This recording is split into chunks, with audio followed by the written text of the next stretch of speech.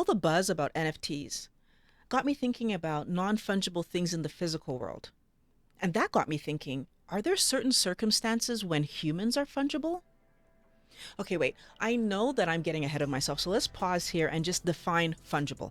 Fungible means that the value of the object is set and consistent across different versions of it. A $10 bill that was made today has the same value as a $10 bill that was made 10 years ago. Tesla stock that was bought on the New York Stock Exchange has the same value as Tesla stock that was bought on the London Stock Exchange. The non-fungible means that the object's value is specific to the instance that you have.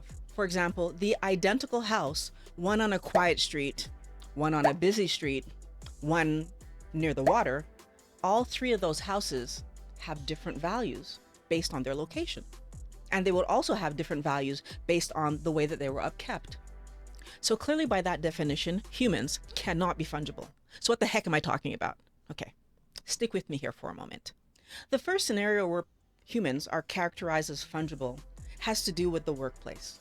A company doesn't care whether Susie or Steven does the work, as long as the work that they do is of good quality and allows them to obtain a profit.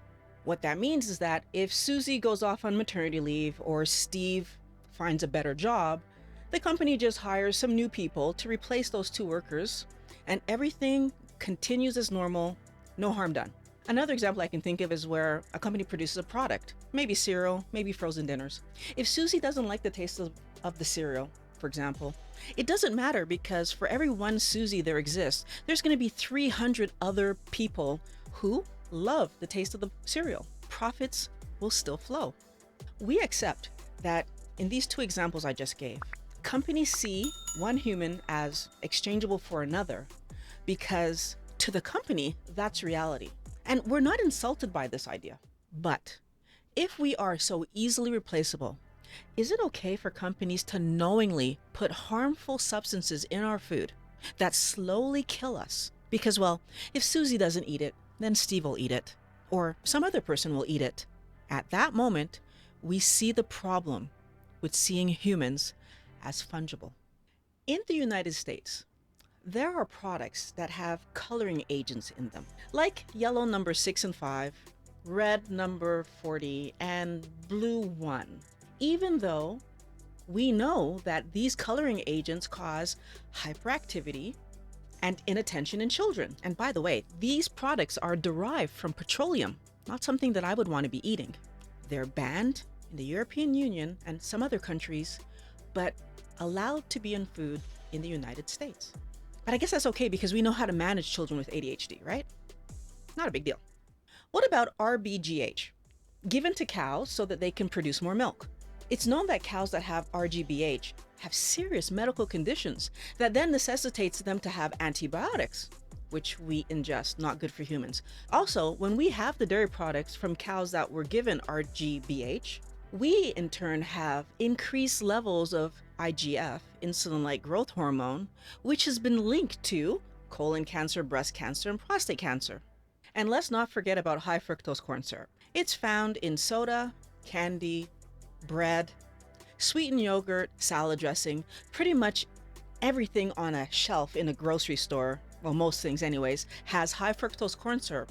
We feed these things to our children, despite knowing, and having known for years, that high fructose corn syrup causes liver damage, often leading to cirrhosis of the liver.